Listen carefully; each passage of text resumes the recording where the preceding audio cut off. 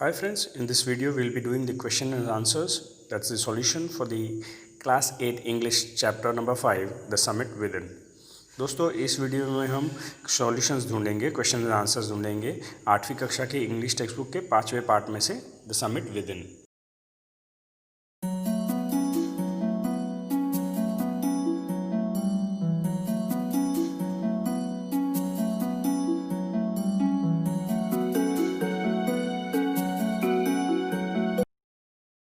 Friends, the author H.P.S. Ahluwalia was the first Indian to go for the Everest expedition in 1965.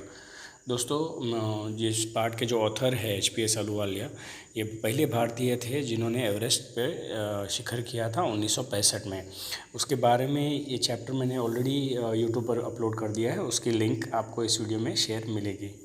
So let's start with the question and answers over here. दोस्तों यहाँ प्रश्नोत्तरी की शुरुआत करते हैं। Friends, before we continue with this chapter, I request you to please subscribe with our channel ज्ञान गुरुवाणी।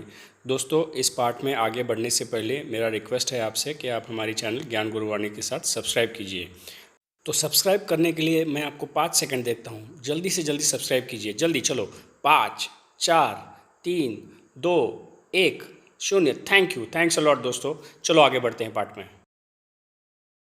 So friends, in question 1 we have 3 MCQs, multiple choice questions, and we'll try to answer them. दोस्तों पहले प्रश्न में 3 multiple choice questions है, उसके प्रश्नों के जवाब हम यहाँ पे ढूंढेंगे। First question, standing on Everest the writer was, option number 1 overjoyed, 2 very sad, 3 Jubilant and sad. Choose the right answer. Answer, standing on Everest the writer was Jubilant and sad. तो यहाँ प्रश्न ये है कि एवरेस्ट पर जब ऑथर खड़े थे तो उनका मूड कैसा था? क्या वो ओवरजॉयड थे, ज़्यादा उत्सुक थे, ज़्यादा निराश थे, सैड थे, या जुबिलेंट और सैड थे? तो उसका सही उत्तर है Jubilant and sad. The emotions that gripped him was one of victory over hurdles, humility and a sense of smallness, greatness and self importance, and Joy of discovery. जो इमोशंस ऑथर पे हावी हो गए उसमें कौन से थे? विक्ट्री और हर्डल्स के जो अड़चनें आई उसके ऊपर उनकी जीत, ह्यूमिलिटी थी, सादगी थी, सरलता थी, हम्बलनेस था, एंड सेंस ऑफ स्मॉलनेस कि मैं कितना छोटा हूँ, greatness and self importance, greatness होता है और ख़ुद का महत्व होता है, और जॉय ऑफ डिस्कवरी कि हाँ मैंने कुछ हासिल कर लिया है। तो इसमें से राइट आंसर क्या है? The answer is the emotion that gripped him was one of humility and sense of smallness. तो ये जो आंसर है कि ह्यूमिलिटी, हम्बलनेस जो आया था, सादगी उसमें आई थी, सरल था, और स्मॉलनेस के इतना विशाल पर्वत पर चढ़ने के बाद इंसान को पता चलता है कि मैं कितना छोटा हूँ। तो ये that is the right answer. Last and the third question, the summit of the mind refers to, दिमाग का जो समिट है, मन का जो समिट है वो क्या है? ग्रेट इंटेलेक्चुअल अचीवमेंट, अंदरूनी जो अचीवमेंट हुआ है वो, the process of maturing mentally and spiritually, अंदर से मेच्योर होना, परिपक्व होना मेंटली और स्पिरिचुअली, अध्यात्म के लेवल से भी, overcoming personal ambitions for common welfare, common welfare के लिए खुद के एम्बिशंस को प्राप्त करना, living in the world of thought and imagination, काल्पनिक दुनिया में रहना और जिसमें विचार विमर्श ज़्यादा होते हैं, and the Triumph of mind over worldly pleasure for a noble cause, एक जीत जो दिमाग में होती है एक नोबल कॉज के लिए, and sixth option, a full knowledge of one self, खुद के बारे में पूरा ज्ञान। So the right answer over here is 1, 3, 4 and 5 are not relevant. So if you look at the second one is the one that is relevant, and the sixth one. तो पहला, तीसरा, चौथा और पांचवा रेलिवेंट नहीं है, तो दूसरा और छठा ही सही आंसर है। So the answer is the process of maturing mentally and spiritually and a Fuller knowledge of one self, खुद के बारे में मेंटली मेच्योर होना और अध्यात्म की तरफ से भी मेच्योर होना और खुद के बारे में पूरा ज्ञान होना, यही इस प्रश्न के सही आंसर्स हैं।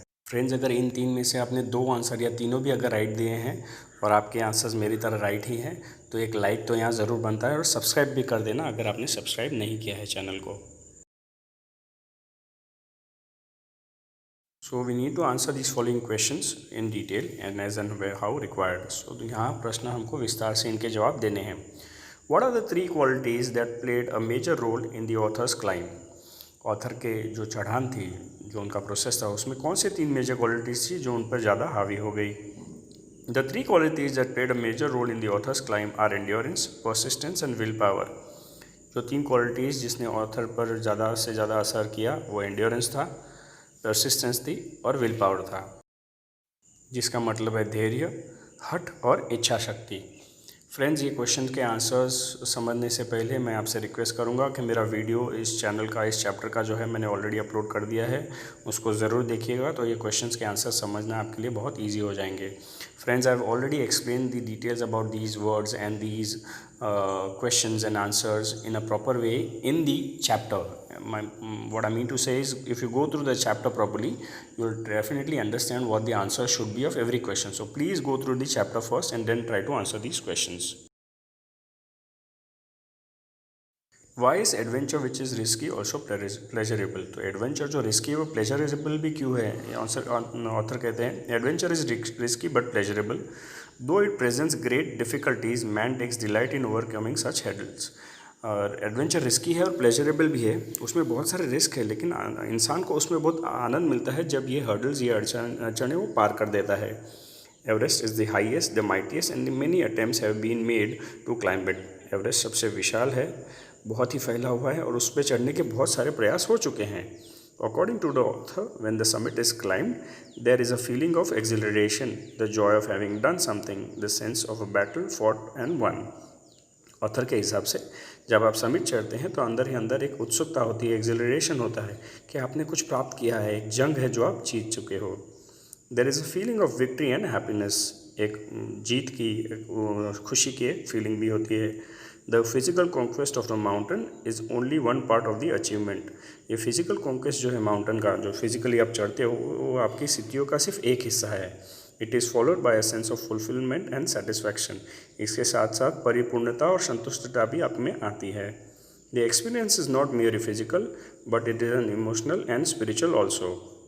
ये एक्सपीरियंस सिर्फ फिजिकल नहीं है, ये इमोशनल और स्पिरिचुअल भी है। What is about Mount Everest that the author found irresistible? तो माउंट एवरेस्ट के बारे में ऐसा क्या है जो ऑथर को लगा कि इररेजिस्टिबल है, उससे दूर नहीं रह सकते? Everest drew him towards itself by its beauty, aloofness, might, ruggedness and the difficulties encountered on the way. Everest की खूबसूरती, उसकी ब्यूटी, अलूफ था, अलग है, माइट है, विशालता है, रगडनेस है, डिफ़िकल्टीज जो उनको रास्ते में आई, ये सब चीज़ों से ऑथर उसकी तरफ आकर्षित हुए। उनको रास्ते में मिलने वाली भी अड़चनों से वो उससे आकर्षित हुए। That is why he found it irresistible. इसीलिए उनको लगा कि इन सब चीज़ों से वो रेजिस्ट नहीं कर सकते, उससे परहेज नहीं कर सकते। One does not do it, climb a high peak for fame alone. What does one do it for really? एक व्यक्ति सिर्फ एक चढ़ान चढ़ने के लिए या फेम लेने के लिए नहीं करता है, वो एक्चुअली करता किस लिए है, ये प्रश्न है जब कोई पर्वत चढ़ता है तो। Climbing a peak means endurance, persistence and will power. ये 3 चीज़ें ज़रूरी होती है, ऐसे ऑथर ने कहा है कि धैर्य, हठ और विल पावर, इच्छा शक्ति। The demonstration of these physical qualities is accelerating for a climber.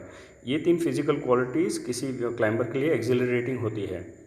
The experience apart from being merely physical is also emotional and spiritual. वो अनुभव जो फिजिकली चढ़ना होता है उसके अलावा इमोशनल और आध्यात्मिक भी होता है। It surely presents great difficulties, इसमें तकलीफ़ें बहुत होती हैं। However man takes delight in overcoming obstacles. रास्ते में आने वाली अड़चनों को जब इंसान पार करता है उसको बहुत खुशी होती है, डिलाइटफुल हो जाता है। Therefore it is not for fame alone that one climbs a mountain. इसीलिए सिर्फ फेम या प्रसिद्धि प्राप्त करने के लिए एक व्यक्ति पर्वतमाला नहीं चढ़ता है। It is actually for the feeling of acceleration and satisfaction. वो जो फीलिंग होती है एक्सिलरेशन की और सेटिस्फैक्शन की, संतुष्टता की, उस फीलिंग को प्राप्त करने के लिए इंसान पर्वत चढ़ता है, ऐसा ऑथर का कहना है। He becomes conscious in a special manner of his own smallness in this large universe. His awareness defies an emotion mentioned in the first paragraph. Which is that emotion? वो इस लार्ज यूनिवर्स में उसका smallness होता है, उसके बारे में वो जागरूक हो जाता है, उसको पता चलता है कि वो कितना स्मॉल है। इसमें इस इमोशन के बारे में पहले पैराग्राफ में बताया गया है। वो इमोशन कौन सा है? He becomes cautious in a special manner of his own smallness in his large universe. This awareness defies the emotion of humility. ये वो अब जागरूक होता है पूरी दुनिया भर में, वो अपनी छोटेपन का उससे महसूस होता है। यहाँ उसको ह्यूमिलिटी, जिसको कहते हैं विनम्रता जिसे कहते हैं, that's what he learns. What were the symbols of reverence left by the members of the team on Everest? Everest पे चढ़ने वाले जो दल थे उन्होंने कुछ कुछ चिन्ह वहाँ छोड़े थे, वो क्या थे रेवरेंसेस के? So on the Everest a picture of Guru Nanak was left by the author. जब ऑथर खुद एवरेस्ट चढ़े थे उन्होंने गुरु नानक जी का एक फ़ोटो वहाँ छोड़ा था। अ picture of goddess Durga was left bye Rawat. Rawat जो उनके सहायक थे उन्होंने दुर्गा माता का एक फ़ोटो छोड़ा था। Relic of Buddha was left by Phudorji. Phudorji जब चढ़े थे वहाँ पर एवरेस्ट पर, उन्होंने गौतम बुद्ध का फ़ोटो छोड़ा था।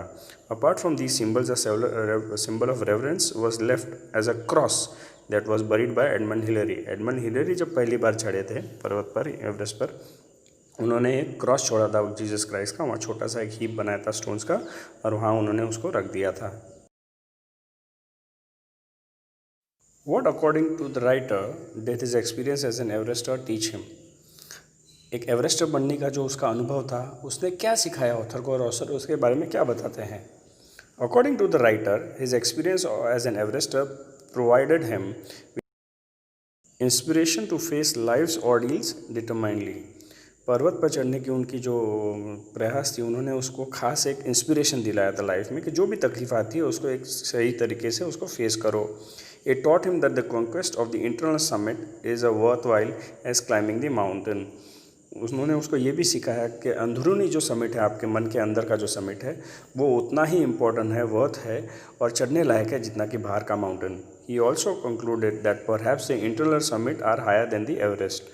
उन्होंने ये भी बताया अंत में कि शायद अंदर के जो चढ़ान है, अंदर की जो आपके मन के अंदर का जो पर्वत है उसको चढ़ना, वो शायद पर्वत से भी बड़े, एवरेस्ट से भी बड़े पर्वत पर चढ़ने जैसा है।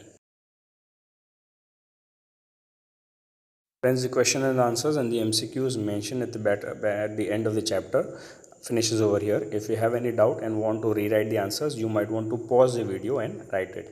दोस्तों, आपके चैप्टर के एंड पर दिए गए प्रश्नों के उत्तर यहाँ ख़त्म होते हैं। जहाँ भी आपको ज़रूरत पड़े वहाँ वीडियो को पॉज करके ज़रूर आंसर लिख लीजिएगा। This is Kanhaiya Patel. Thank you, bye and have a nice day. जय स्वामीनारायण।